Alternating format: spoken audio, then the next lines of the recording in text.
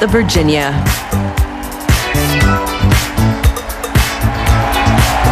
Good evening. It is so great to be here tonight. Charlotte's doing a great job, and I especially want to give thanks to my friends from Virginia.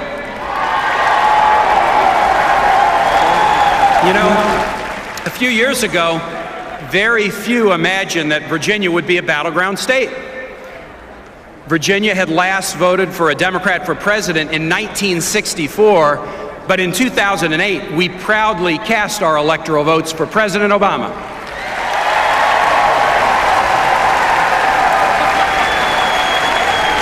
In 2006 and in 2008, we elected two outstanding senators, Jim Webb and Mark Warner, and if I have anything to do with it, we'll win again in 2012.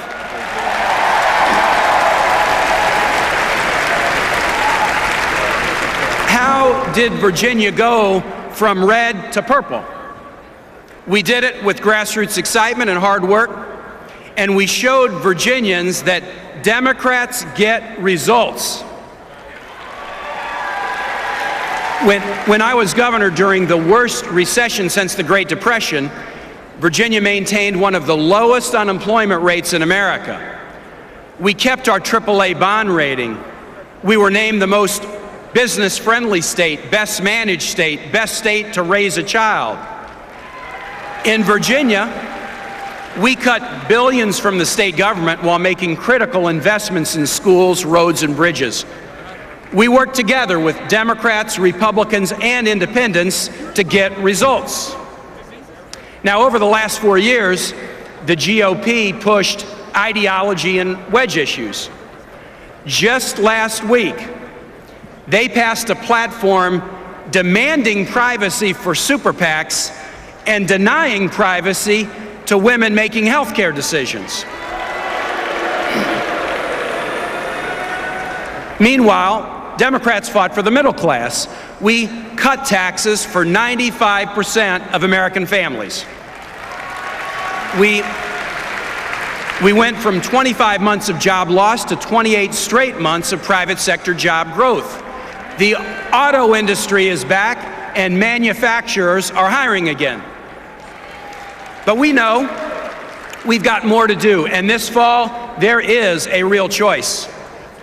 The other side fights to protect subsidies for big oil, but we want to invest in America's small businesses.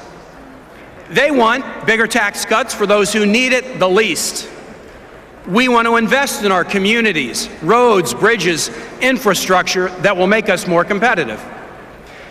They want to slash education and training. We want to invest in our future. Now, there's just as stark a choice when it comes to fixing America's budget. Remember the last time they were in charge, the other side turned a record surplus into a massive deficit with 2 wars, trillions in tax breaks, loopholes, and entitlements, none of which they would pay for. And today, well, you see what they're pushing. They're pushing budget-busting tax cuts and economy-busting spending cuts. To pay for the plan, they'd raise taxes on the middle class, they'd turn Medicare into a voucher system, and rather than raise taxes on the wealthy by even 1 penny, they'd put thousands of defense jobs at risk. So let's be clear, that's not fiscally responsible, that's fiscally reckless, and we can't afford to try it again.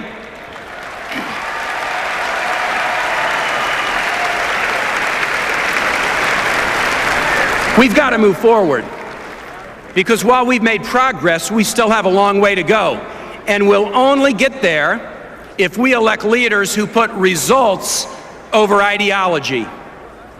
I support President Obama because he's that kind of a leader.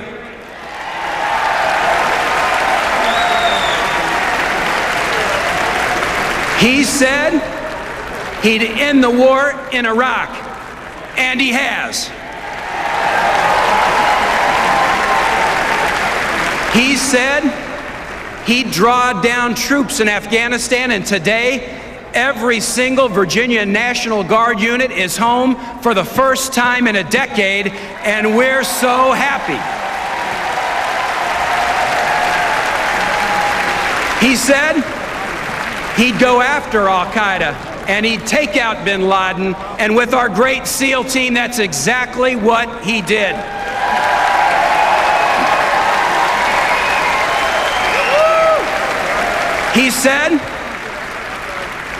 He said he'd try something that Teddy Roosevelt first talked about, reforming healthcare system, and he did.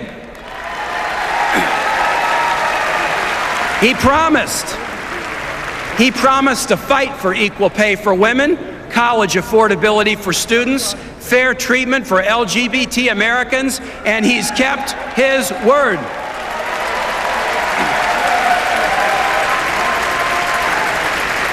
Our president, President Obama, is a tough leader who gets results for the American public.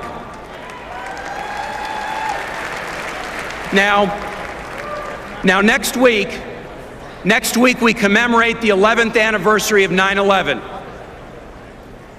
Many Virginians, too many Virginians, lost their lives at the Pentagon on 9/11 and in the wars that we've fought since. When I was governor, I went to the funerals of our Virginia Guard members. I know people who lost their kids, and I know service members who returned with their lives changed forever. Their sacrifice reminds us we're not Democrats or Republicans first, we're Americans first. So,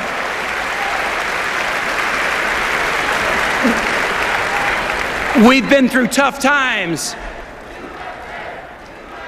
We've been through tough times as a nation, but we are tough people.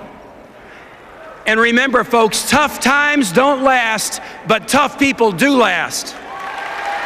So, let's come together. Let's come together and show how tough Americans are and prove that our best days will always be ahead of us. Thanks, and have a great night. Appreciate it.